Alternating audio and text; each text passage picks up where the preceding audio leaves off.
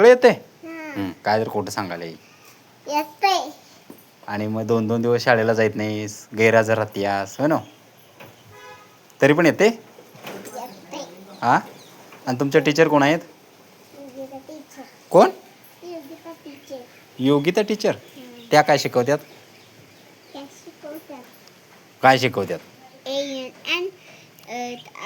न सांगू मी एक दिवस absent होतो तर एक दिवस मी गेलतो आणि मी 5 केलं आणि तो 5 झाल्यानंतर 7 दिलं.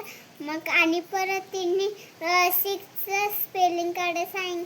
एक शाळेत केला आणि एक घरात एक पेज घरात केला, एक पेज